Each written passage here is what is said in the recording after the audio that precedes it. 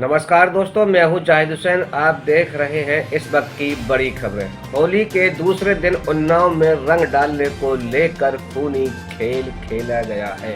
जी हां, उन्नाव से ये बहुत बड़ी खबर है। सदर कोतवाली क्षेत्र में ही एक बहुत बड़ी घटना को अंजाम दिया गया है। होली के रंग लगाने को लेकर एक शरीफ नाम के ऑटो चालक अपने घर से जैसे ही कल निकले, यानी होली हो गई, होली का दिन निकल गया। दूसरे दिन जैसे ही शरीफ अपने घर से बाहर निकले तो कुछ लड़कों ने उन पर रंग लगाना शुरू कर दिया, जिसका उन्होंने विरोध किया तो उसे पीटा। इतना पीटा कि पीटते पीटते उसकी मौत हो गई और उसकी नकदी और ऑटो लेकर भी फरार हो गए। दिन दहाड़े इतनी बड़ी घटना हो जाती है, परिजन उसके बीच बचाव करते हैं, मोहल्ले वाले लोग भी बचाव करते हैं, लेकिन शरीफ को मौत के घाट उतार दिया जाता है हुड़दंगियों के द्वारा। मात्र रंग लगाने को लेकर उन्होंने इस घटना को अंजाम दिया।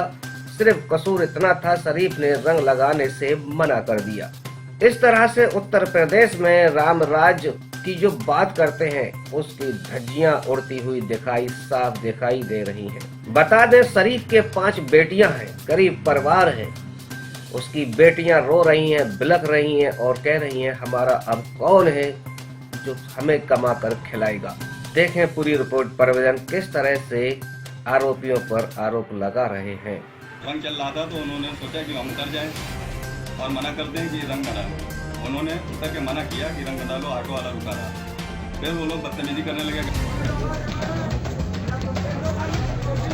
खींचा गया, मारा गया, जबरदस्ती उनके साथ बदतमीजी करी गई, उनको धोखा दिया गया, उनके पर्स छीन लिया गया, उनके पास में 5,000 रुपए थे वो सब निकाल लिया गया, उनके ऊपर रंग डाला गया, उनको बेहोश कर दिया गया। आज वो इस हाल में, हम 5 बहनें हैं, हमारा छोटा भाई है।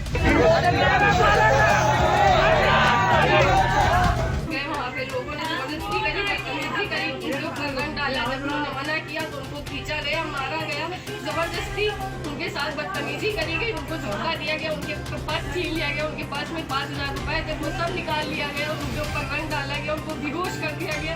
आज वो इस हाल में, हम 5 बहनें हैं, हमारा छोटा भाई है। कहाँ गए थे, किस काम से निकले थे? बाहर किसी काम से गए हुए थे वो, सुबह के टाइम 11 बजे। क्या मारपीट भी हुई उनके साथ, कोई निशान वगैरह? हाँ, मारपीट हुई, उनको मारा गया, उनको खींचा गया, उनके साथ बदतमीजी करी गई। वो जा रहे थे चच्चा ऑटो से, तो रंग चल रहा था तो उन्होंने सोचा कि हम उतर जाएं और मना कर दें कि रंग न डालो। उन्होंने उतर के मना किया कि रंग न डालो, ऑटो वाला रुका रहा। फिर वो लोग बदतमीजी करने लगे, गालियाँ बकने लगे, रंग बच्चे डालते हैं। हम गए, बीच बराव कराने लगे। हमने कहा चच्चा पर रंग न डालो भाई, वो जब मना कर रहे हैं और मना कर रहे हैं तुम रंग डाल लो, लेकिन वो माने नहीं। खैर हमने चच्चा को कहा चलो अच्छा जाओ, बैठो ऑटो पे जाओ, ये वो त्यौहार है। हम वापस आ गए। फिर वो बैठ गए जब ऑटो पे तो उन्होंने दौड़ा लिया उनको और तिराहे पे ट्रांसफार्मर के पास खींच के ऑटो से उनको थप्पड़ों से मारने लगे और कलर डालते रहे। बच्चे कलर डालते रहे और वो थप्पड़ों से मारते रहे। बताइए ये कौन लोग थे? एक किशन था, किशन का भाई था, किशन के भाई का नाम नहीं मालूम, और रामपाल का लड़का था, राजपाल का बेटा रामपाल। किस राजी समझा? क्या चाहते हैं आप, क्या कार्रवाई क्या चाहते हैं? हम ये चाहते हैं कि उनको सबको जेल हो जाए। ये दरवाजे पे खड़े हैं और जब तक उन्हें इंसाफ नहीं मिल जाता है हम उनके साथ दुख की हर घड़ी में बराबर के शरीक हैं और हर तरह से सहयोग और मदद करने के लिए हम भी तैयार हैं। हमारे ज़िले का प्रशासन भी तैयार है और इंशाअल्लाह मोहम्मद शरीफ को इंसाफ मिलेगा, इंसाफ मिलना चाहिए और मिलेगा। और आप हजरात से गुजारिश है, लेकिन आप हजरात से गुजारिश है कि आप कानून को हाथ में नहीं लेंगे, कानून को हाथ में कोई कानून को हाथ में नहीं लेगा। आप लोग रोजा नमाज करें, अपने जिस तरह रमजान गुजारे जाते हैं गुजारे, इंसाफ मिलेगा। और प्रशासन ने वादा किया है, देखिए ये अफतारी को उन्होंने वादा किया है और गिरफ्तारी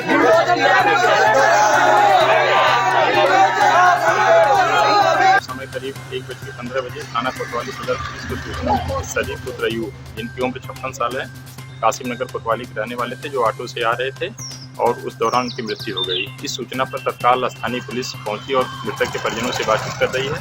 इनके अन्य पहलुओं पर भी जाँच की जा रही है और इसमें जो भी दोषी अगर कोई होगा तो उसके विरुद्ध आवश्यक वैधानिक कार्रवाई की जाएगी। शव का पंचायतनामा और पोस्टमार्टम की कार्रवाई करवाई जा रही है। लुधियाना में मस्जिद पर होली के दिन की गई पत्थरबाजी। जी हाँ, ये दूसरी घटना है। लुधियाना में मस्जिद पर पत्थरबाजी की गई। कसूर सिर्फ इतना था पुलिस का कि पुलिस ने हुड़दंगियों को नमाज जुमा के दौरान मस्जिद की तरफ आने से रोक दिया था, बैरिकेडिंग कर दी गई थी। उसी का बदला लेने के लिए प्रशासन से लोगों ने मन बना लिया और असर की नमाज के वक्त हुड़दंगियों ने प्लान बनाया कि उस समय पुलिस कम होगी और इसी दौरान मस्जिद पर हमला कर दिया जाए। 10, 12, 14 साल के बच्चों को आगे कर दिया लड़कों के लिए और उनके द्वारा पत्थर फेंकवाए गए। जमकर पत्थरबाजी की गई। मस्जिद के गेट पर सीसीटीवी में साफ देखा जा सकता है। तो इतनी हिम्मत आखिर इन लोगों में कहां से आ रही है कि पुलिस जिस काम को मना कर रही है और वह प्लान बनाकर उस पर अंजाम दे रहे हैं और फिर पुलिस को भी घायल कर रहे हैं। सर, हम लोग बड़ी शांतिपूर्वक के साथ नमाज की तैयारी कर रहे थे। नमाज के लिए लोग आ रहे थे। सीसीटीवी कैमरे में सारा कुछ मौजूद है, एकदम साफ साफ सब कुछ दिख रहा है। पुलिस भी, प्रशासन मौजूद था। पुलिस अपना काम कर रही थी। हाँ, पुलिस ने रोका कुछ थोड़ी सी दूरी पे, मस्जिद के बगल में ही थोड़ी सी दूरी पे, ठीक, बैरिकेडिंग लगा दिया पुलिस ने कि वो लोग अपना उधर जो भी करना है वो करें और नमाज पढ़ने वाले, हम लोगों को कोई मतलब किसी से नहीं था।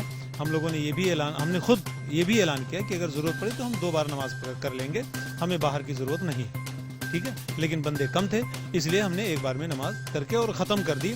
और जल्दी से जल्दी पुलिस वालों ने उनको रोका, बैरिकेटर लगाया, सब कुछ हो गया शांतिपूर्वक। जुम्मे की नमाज हमारी बिल्कुल शांतिपूर्वक हुई है। सब लोग खुशी खुशी अपने अपने घर गए, सारा कुछ हुआ। लेकिन पुलिस वालों ने बैरिकेटर लगा के जो उनको रोक दिया था वो इससे नाराज हो गए। पुलिस वाले ने तो बचाया दोनों लोगों को, किसी तरह कोई बात ना हो, ठीक है। लेकिन वो ये मन में रख लिए।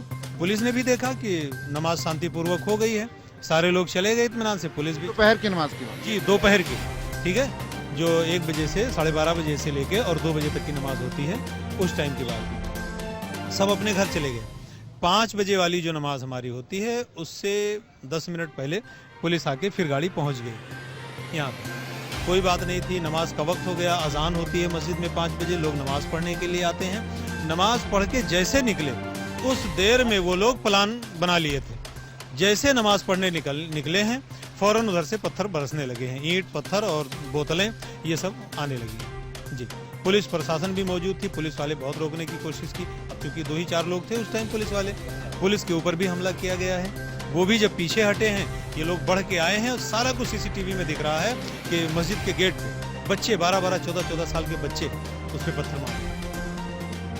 पुलिस पहले कम थी, फिर बाद में पुलिस फोर्स बढ़ाई जाती है जब ये कंट्रोल में करते हैं। फिर पुलिस फोर्स बढ़ाई गई है, बाद में कंट्रोल में किए। लेकिन दूसरी नमाज हमारी 6:30 बजे फिर होती है। रोजा इफ्तार का जो टाइम रहता है, 6:30 बजे की नमाज पढ़ के फिर निकले तो फिर वो लोग तैयार बैठे थे। पुलिस प्रशासन मौजूद है, उनके सामने वो लोग तैयार बैठे। हमारे बंदे नमाज पढ़ के जैसे निकले अपने अपने घरों को जाने लगे तो एक साहब इकबाल अहमद हैं, उनको सर पे मारा, ये सामने खड़े हुए। हाँ, ये निकले और हमारे मस्जिद के जो सदर हैं, प्रधान हैं, सैयद गुलाम जिलानी साहब, उनको भी हाथ में लगा हुआ है, उनको भी मारे। पुलिस प्रशासन कृपाल मारे हैं, उनकी पुलिस प्रशासन की मौजूदगी में ऐसा किया गया है। पहले कभी ऐसा हुआ इस तरह हुआ? 20 साल हमको लुधियाना रहते हुए हो गया, लेकिन कभी ऐसा नहीं हुआ।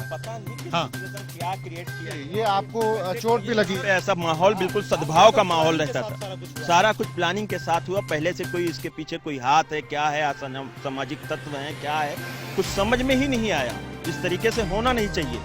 थोड़ी सी प्रशासन की ढिलाई यहाँ पे कह सकते हैं कि जो ढुलमुल रवैया था, अगर सख्ती से लगा देते तो हो सकता था ये घटनाएं ना होती। झारखंड के गिरिडीह में भी जमकर बवाल हुआ है 2 पक्षों में। होली के दिन ही यहाँ पर भी बवाल हुआ और जमकर झगड़ा हुआ। इसमें कई दुकानें जलकर राख हो गई, कई वाहन फूंक दिए गए और इस पर दोनों पक्ष और विपक्ष राजनीति कर रहे हैं।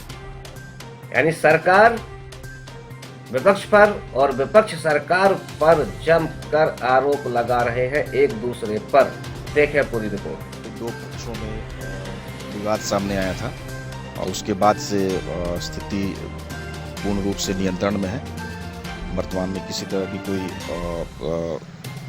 दिक्कत नहीं है। अभी हमारा सारे तरफ जो है फोर्स की तैनाती की गई है और वैसे जो भी असामाजिक तत्व जो दोनों पक्षों से इस घटना को अंजाम दिए हैं उनका हम लोगों ने उनका जो है आइडेंटिफिकेशन भी लगभग कर लिया है और वैसे लोगों को चिन्हित करके कड़ी कार्रवाई की जाएगी और जिनको चिन्हित किया गया है उनके खिलाफ भी अविलंब कार्रवाई की जाएगी। मजिस्ट्रेट ऑर्डर तो पहले से निकले हुए हैं और लगातार आप जैसा कि देख रहे हैं कि सारी पुलिस और शिफ्ट में सभी मजिस्ट्रेट लगे हुए हैं और 8 घंटे की शिफ्ट पे इस पे नज़र बनाए गए हैं।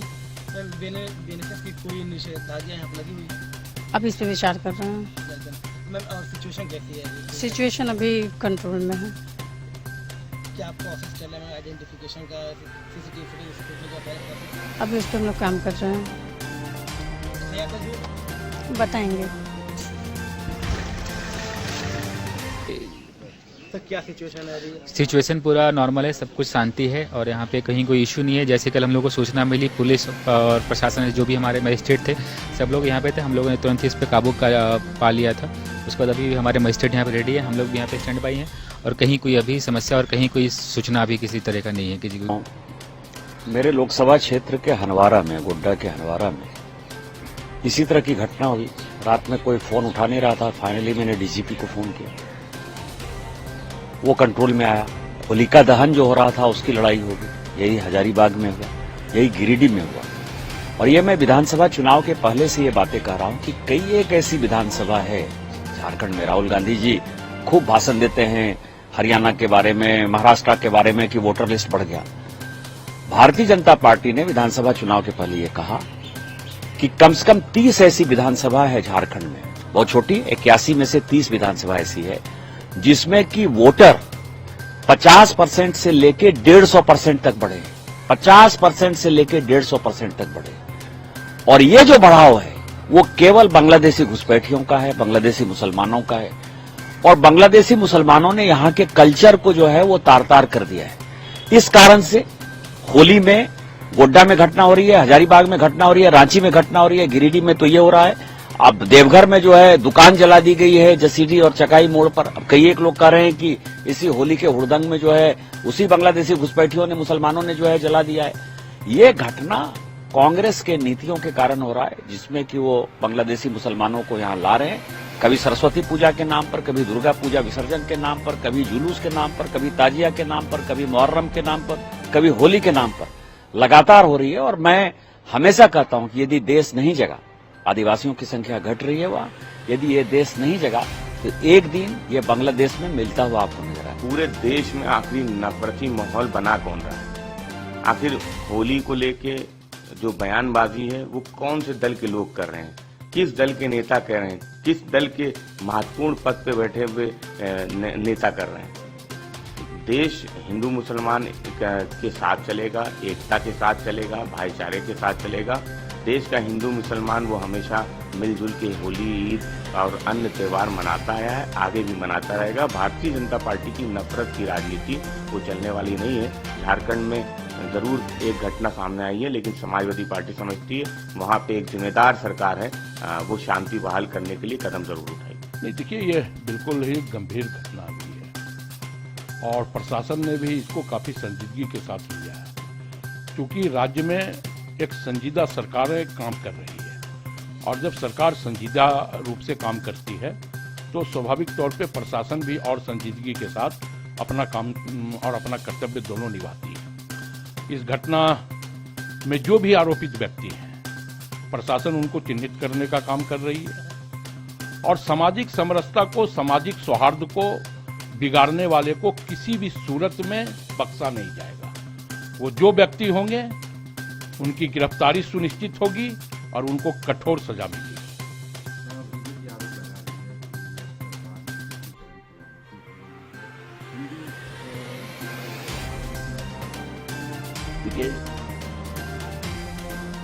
जनादेश विपरीत, इसका इतना प्रतिकूल प्रभाव भारतीय जनता पार्टी के नेताओं पर पड़ा है कि अब ये पूरी तरह मानसिक रूप से बीमार हो गए हैं। विकास की बात तो ये लोग कर नहीं सकते, तो फिर से एक बार धर्म के नाम पर समाज को बांटने का काम भारतीय जनता पार्टी के लोग ने शुरू कर दिया है। हमें यह लगता है कि 2014 के पहले भी होली मनती थी, 2014 के पहले भी रमजान होता था, लेकिन कहीं भी सामाजिक सौहार्द में इस प्रकार का बंटवारा नहीं हुआ है। ये बंटवारा 2014 के बाद से ही शुरू हुआ है और ये भारतीय जनता पार्टी के द्वारा ही सामाजिक सौहार्द को बांटने का काम किया जा रहा है ताकि अपनी राजनीतिक स्वार्थ पूर्ति उनकी सिद्ध हो सके। लेकिन इस राज्य की और देश की जनता काफी प्रबुद्ध है। अब भारतीय जनता पार्टी के इस प्रकार के धर्म के नाम पर बंटवारे में उनका सहभागिता नहीं होगा। भाजपा को नकारने का काम लोकसभा के चुनावों में भी हुआ और इस राज्य के चुनावों में भी हुआ और आने वाले समय में पूरी तरह भारतीय जनता पार्टी का सामूल नाश हो जाएगा। उनका यह भी कहना है कि अगर कार्रवाई भी होती है तो हिंदू समुदाय को टारगेट किया जाता है, प्रशासन द्वारा बीजेपी के कार्यकर्ताओं को टारगेट किया जाता है। अगर बीजेपी के कार्यकर्ता इस तरह के सामाजिक सौहार्द को बिगाड़ने में अगर अपनी भूमिका अदा करेंगे, आरएसएस के लोग अगर अपनी भूमिका अदा करेंगे तो स्वाभाविक तौर पे कार्रवाई होगी। क्यों नहीं कार्रवाई होगी? आप धर्म के नाम पर समाज को बांटने का ठेका ले लिए हो। आप सामाजिक सौहार्द को बिगाड़ने का काम करोगे और कहोगे कि कार्रवाई ना हो। क्यों नहीं होगी कार्रवाई? अगर भाजपा के और आरएसएस के लोगों की संलिप्तता हुई गिरिडीह की घटना में तो स्वाभाविक तौर पे उन पर भी कार्रवाई होगी। पटना में भी खूनी खेल खेला गया है। 2 पुलिसकर्मियों की मौत हो गई। इन पुलिसकर्मियों को हुड़दंगियों ने मौत के घाट उतारा है। जी हां, दंगाइयों ने पुलिसकर्मियों को ही निशाना बना लिया और माहौल खराब करने की पूरी कोशिश की और माहौल खराब कर दिया। लेकिन पुलिस ने दूसरे दिन उन दंगाइयों को भी इनकाउंटर में मार गिराया। उत्तर प्रदेश के शाहजहांपुर में भी होली के दिन लाट साहब के जुलूस में माहौल खराब करने की कोशिश की गई। लाट साहब का जो जुलूस निकलता है, हर वर्ष निकलता है होली के दिन, लेकिन हुड़दंगी उसमें जूते चप्पल फेंक कर खेल को खेलते हैं। लेकिन उन हुड़दंगियों ने इस बार क्या किया कि कई घरों में चप्पल और पत्थर फेंके, ईंटें फेंकी। इससे माहौल खराब होने की संभावना थी, तो पुलिस ने तुरंत ही माहौल संभाल लिया और हुड़दंगियों को खदेड़ दिया। जो लाट साहब के जुलूस में हुड़दंग कर रहे थे उन्हें पुलिस ने खदेड़ा और माहौल को शांत कराया। मेरा नाम रेहान है और ये मैं दिलादार का निवासी हूँ, यहाँ का रहने वाला हूँ। अभी ये होली का जुलूस यहाँ पर से निकला, जो 48 निकलता है, तो जुलूस में ये हमारा सामने घर है, लोगों ने ईंटें और पत्थर से पथराव करा, जिसमें हमारी बहन और हमारी बीवी के भी चोट लगी है बहुत ज़्यादा। कौन कौन लोग थे?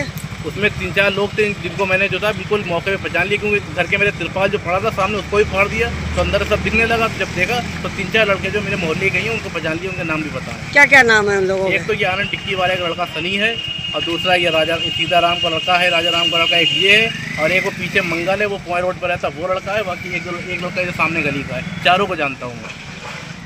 आपने कोई कंप्लेन करी? मैंने अभी सीओ साहब से कहा है, बाकी एक हमारे जो चौकी इशफाक नगर के जो सिपाही हैं उनको भी नाम दिए। बाकी अभी हम कैंट चौकी जा रहे हैं। लाट साहब के जुलूस में जो परंपरागत रूप से रंग के अलावा जूता चप्पल भी मारा जाता है, उसको बाद एक जगह पे 5-6 बच्चे ने ईंट फेंका है। ईंट फेंकने को लेकर पुलिस ने तुरंत उन लोगों को खदेड़ा है।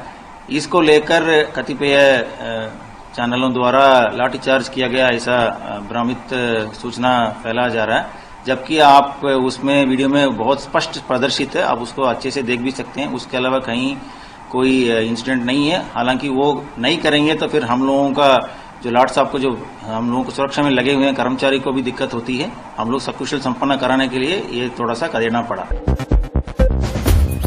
गुजरात के अहमदाबाद में तलवारबाजों पर पुलिस ने की है बड़ी कार्रवाई, जमकर उधेड़ा है इन तलवारबाज हुड़दंगियों को। जी हां, हम बता दें आपको, होली के दिन ये तलवारबाज हुड़दंगी इन्होंने होली के बहाने कई वाहनों को तोड़ फोड़ डाला और कई राहगीरों को जमकर पीटा, घायल कर दिया। पुलिस ने इन हुड़दंगियों पर कार्रवाई करते हुए इनके अवैध मकानों को गिराया है, खूब हथौड़ा चलाया है इनके आवासों पर, और साथ ही वो तोड़ाई की है कि ये याद रखेंगे कभी भी ऐसा हुड़दंग नहीं करेंगे। तलवार लहराते हुए कई लोगों को घायल किया था और कई वाहनों में तोड़फोड़ की थी इन हुड़दंगियों ने। तो पुलिस ने भी अपना डंडा इन पर चला दिया है। आप स्क्रीन पर देख रहे हैं कि किस तरह से इन हुड़दंगियों की तोड़ाई की जा रही है। बताया जा रहा है 1 दर्जन से अधिक हुड़दंगी हुड़दंग कर रहे थे तलवार निकाल कर, लेकिन जिसमें 11 हुड़दंगियों को पुलिस ने गिरफ्तार किया है और उनकी अक्ल को ठिकाना लगा दिया है। खूब अच्छी तोड़ाई इन हुड़दंगियों की गई है। लेकिन सवाल ये उठता है कि पुलिस प्रशासन के सामने ये लोग तलवार निकाल कर घूमते हैं और लोगों को घायल कर देते हैं, वाहनों में तोड़फोड़ करते हैं। इतनी हिम्मत इनमें कहां से आई?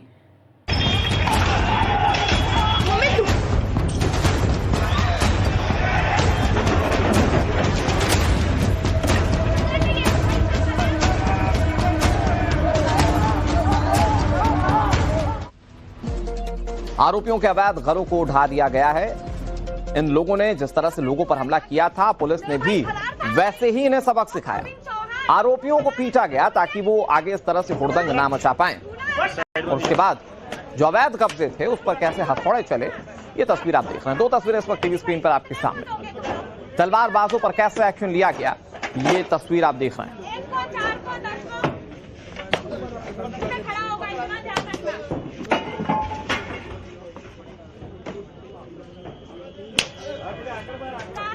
ये तस्वीरें आपके सामने टीवी स्क्रीन पर, और ये तस्वीरें आप देखिए, ये वो हैं जो कल तलवारबाजी कर रहे थे। इन्होंने होली के दौरान हुड़दंग मचाया था।